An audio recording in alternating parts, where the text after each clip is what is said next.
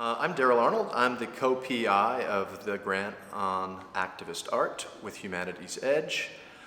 Over the course of the year at North Campus, we've had numerous artists come and talk about activist art, about the connection between art and ethics, art and politics, about the social critical power of art.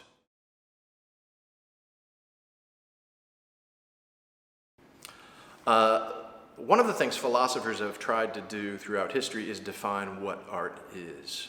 And they've looked for some kind of similarity that all art has. One of the traditional arguments was that all art was beautiful. Well, we've moved pretty far away from that culturally. We see pieces that are quite ugly, but that are expressive of human emotion, that express the perspective of the artist.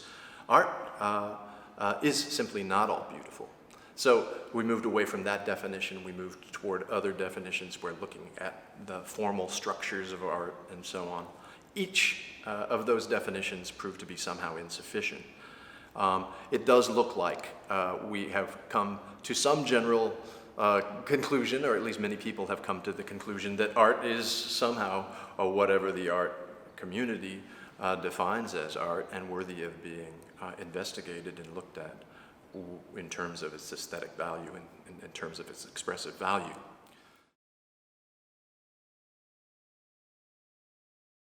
One of the views in art, in the philosophy of art, is called expressivism. Tolstoy very famously articulated this perspective, and that is the view that art is expressing some kind of emotional content, some kind of cognitive content.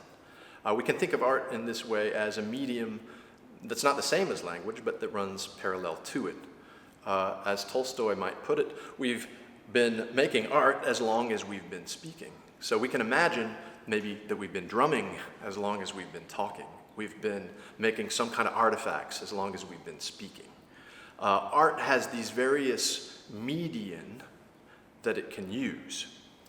Artists, though, even when they're using non-linguistic forms of art, are drawing similarly to the way linguists do, or speakers do, on a repertoire of ideas. So a speaker will draw on a repertoire of concepts in articulating or forming a sentence.